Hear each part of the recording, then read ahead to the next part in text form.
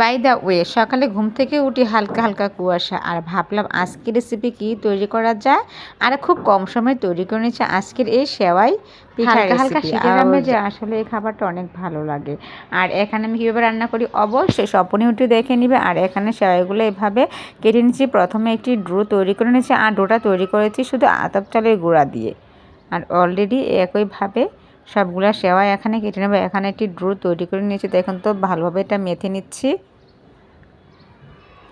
তারপরে এইভাবে লম্বা লম্বা করে আকারে এটাকে করে নিব। অলরেডি তৈরি হলো আজকের এই সেওয়াই কাটা। আর আসলে এটা গ্রামে প্রচলিত। আর এখানে প্রায় সেওয়াই রান্না করার জন্য আমি 3 লিটার পরিমাণের লিকুইড দুধ নিয়েছি। এখন এর সাথে অ্যাড করে দিব এলাচ, দারচিনি এবং তেজপাতা। একটু পরিমাণে লবণ দিয়ে এটাকে ভালোভাবে নেড়ে চেড়ে নিচ্ছি। আজকের রেসিপিটা ফলো করে তোমরা বাসায় এটা তৈরি করে নিতে পারো। আর এখানে নিয়েছি নারকেল, কুচি কুচি করে কেটে নিয়েছি।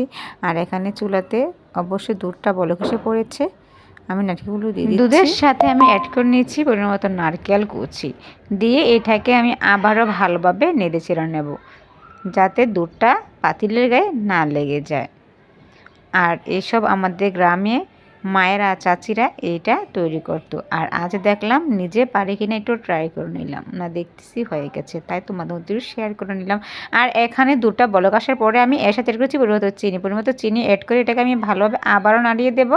তোমরা ছেলে তোমাদের মিষ্টি এখানে যে যতটুকু মিষ্টি খাও সেই পরিমাণে চিনি এখানে দিতে পারো।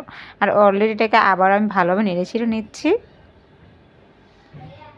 তারপর আমি এর সাথে অ্যাড করে নিব কেটে রাখা সেওয়াইগুলো। অলরেডি দেখো আমি এক এক করে সবগুলো সেওয়াই পিঠা এখানে ঢেলে দিচ্ছি।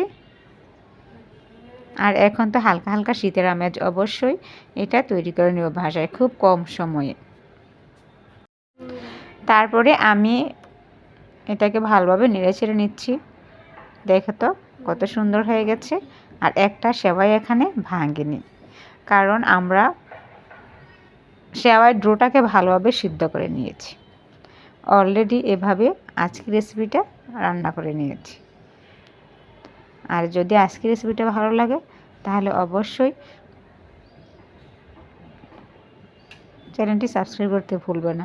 আর আমি এখন দিয়েছি নারকেল কোরানো। প্রথমে অ্যাড করে নিয়েছি পরিমাণ মতন কুচি নারকেল, তারপরে এখন দিয়েছি পরিমাণ মতন নারকেল কোরানো অ্যাড করে আজকের রান্নাটা এখানে শেষ করে